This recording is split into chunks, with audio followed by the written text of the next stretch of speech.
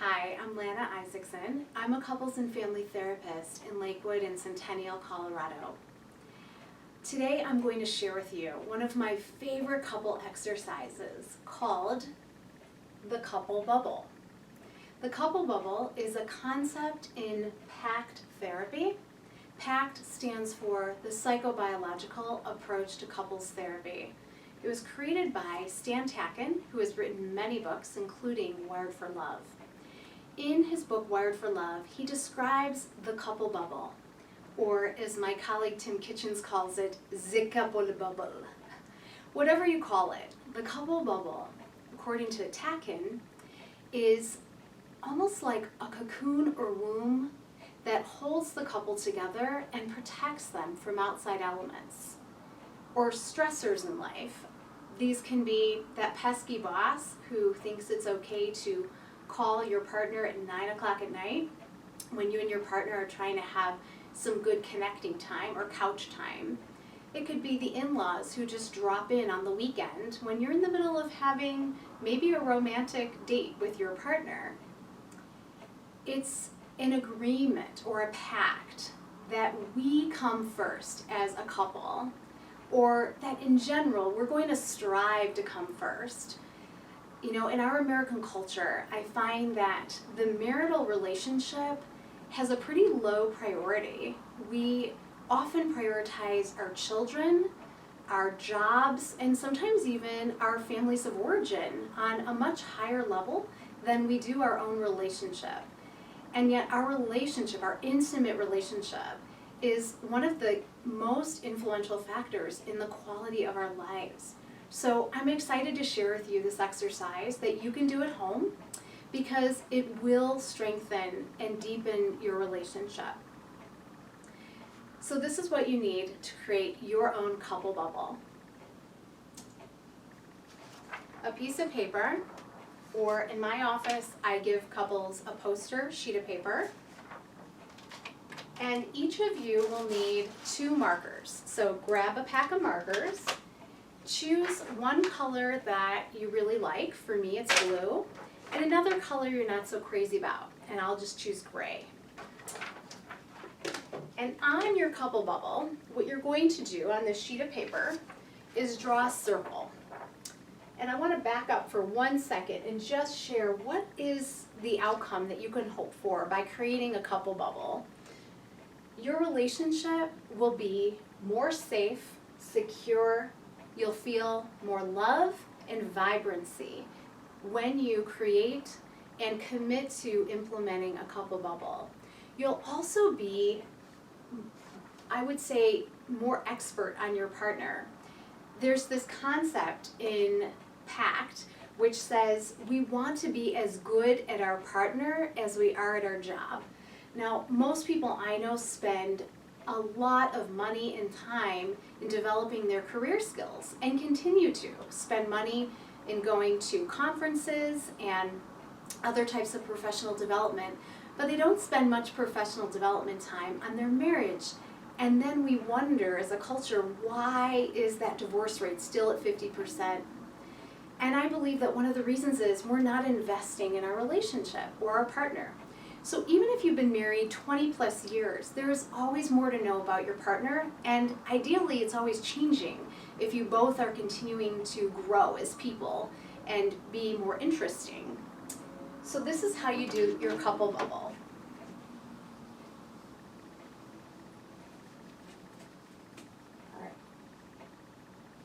So if you haven't yet gotten out a sheet of paper, I recommend you do that. You can put this on pause and take out a sheet of paper or poster paper, or if you have a whiteboard, that could be fun. And one of you will draw the couple bubble, which is just a circle or some version of it. And inside your couple bubble, you want to write these 4 terms: safe, secure, loved,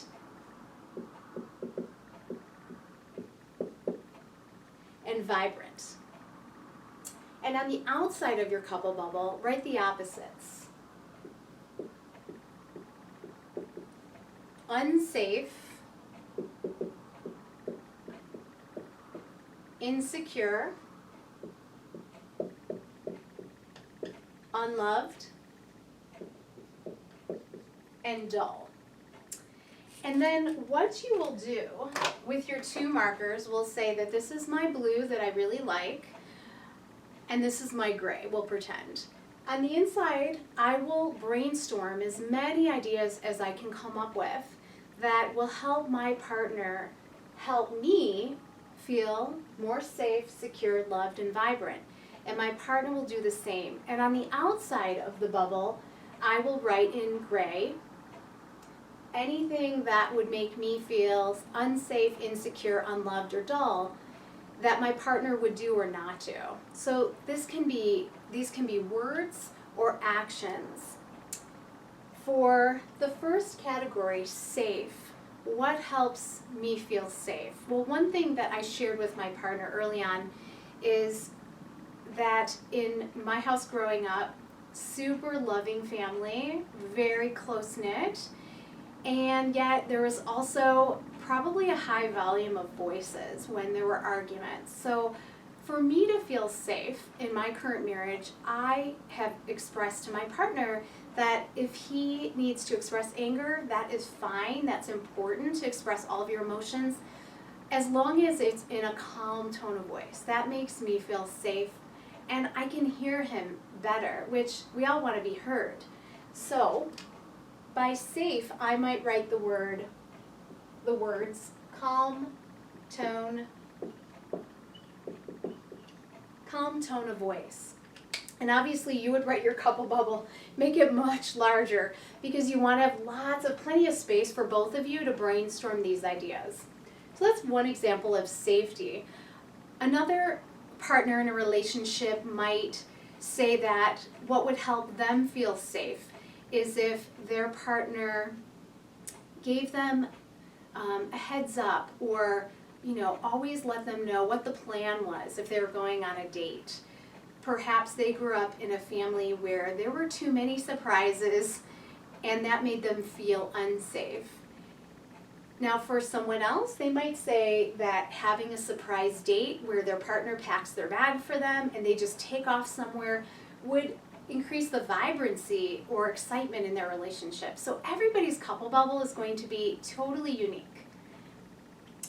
Secure. What makes me feel secure or other partners feel secure? I often hear, I feel secure when I know my partner has my back.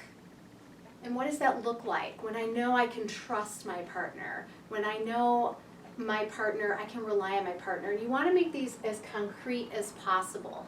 So an example of security might be a partner following through with their agreements or their promises. So I'll put follow through. Okay. And an agreement or a promise might be, I will get home at 6 o'clock for dinner. It could be something that simple, but that significant to a partner who might not have had that consistency growing up. And that would mean a lot to them. And sometimes what we put in our bubble or outside the bubble it's not relevant to our childhood. It's really about our significant relationship, what we want from our partner, what increases safety and security with our own partner. Examples of loved. What makes you feel loved? Again, totally unique to you and your partner, and there's no right or wrong. It's whatever works for you. So I always begin by referring back to the 5 love languages, which was a book that came out a while back. And the 5 love languages are touch, words of affirmation, quality time, acts of service, and gifts. And these are just 5 categories that you can use as a springboard to thinking about what makes you feel most loved. So some people love physical affection. Physical intimacy is really important to them in connecting, expressing love, feeling loved. Somebody else might say not so much. For them, words of affirmation, hearing their partner say, I love you, hearing their partner say, "You're beautiful," or hearing your partner say, "Thank you so much." We're, expressing appreciation for something that they do during the day. Another partner might feel that one of the other love languages here is the best way that their partner can show them love. That will make them feel loved. So you can start with these, and you can also come up with your own. Whatever makes you feel loved is what we want to let our partner know. So I'll put, next to loved, I'll just put, "I love you." So when my partner tells me he loves me, it makes me feel really loved. Vibrant is a really fun category that I added to this exercise. In Wired for Love, the 3 elements that are emphasized the most are safety, security, and loved. Vibrancy is something that was inspired more from couple therapist Esther Perel. And I love how she describes novelty, excitement, adventure, spice, imagination, whatever it is for you that just keeps your relationship lively, keeps it interesting. So it might be that your partner plans a date that is to a new place, and it's something or an activity you've never done before. Whatever it is for you that would increase the vibrancy of your relationship, that's what you want to put here. So I will just put like a novel date.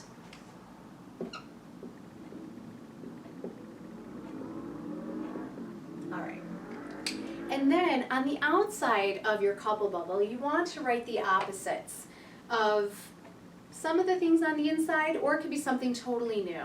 And I want to just really reassure you that if brainstorming ideas for the inside categories, safe, secure, loved, and vibrant, is hard for you, I want you to give yourself grace and know that for some of us, we haven't really given this a lot of thought or reflection, and it can take more time than just 15 to 20 minutes to brainstorm what your needs are, what you want your partner to do for you to help you feel this way. And that's totally okay.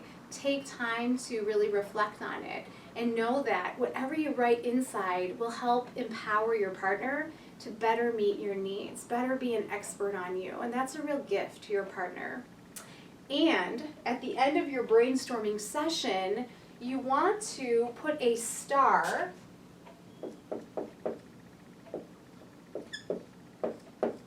next to your top 3. And that will help your partner not feel overwhelmed, feel like they can succeed at helping you feel more safe, secure, loved, and vibrant.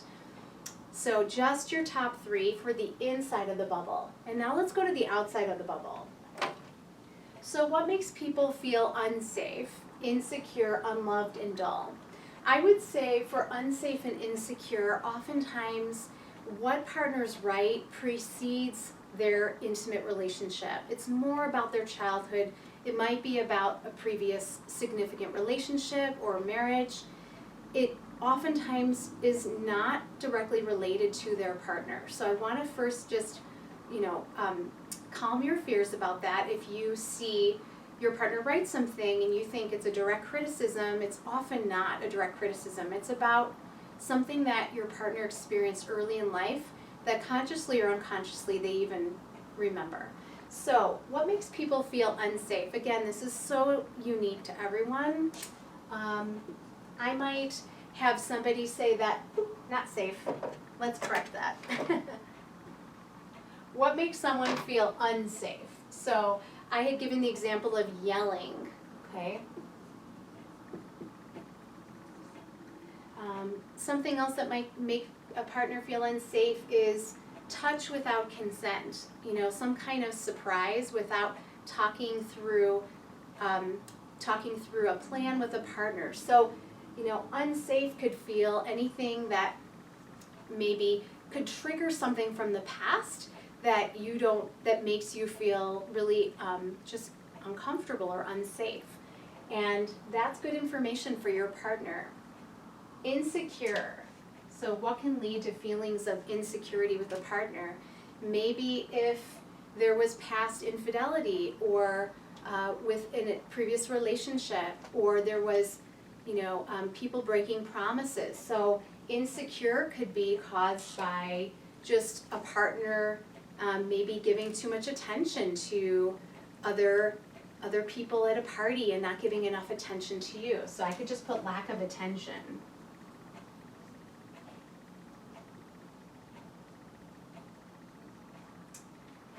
Breaking promises. So insecurity can be a number of things based on your unique history as a couple and your unique histories as individuals.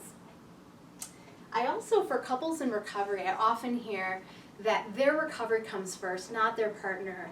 I really want to emphasize how important it is that whatever we decide are our priorities, it's that we can give some time to all of them at a level that seems appropriate. So, at times our recovery has to come first. Other times our partner needs to come first, or our children need to come first. And it's just figuring out that balance.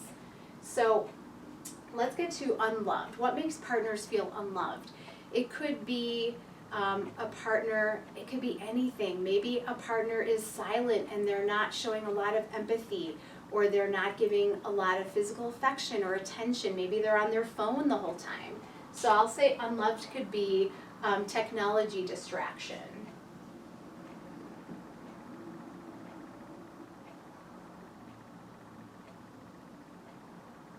If your face is in your phone and you're just not really listening to your partner, it would make sense that your partner wouldn't really feel loved by you in that moment. Dull.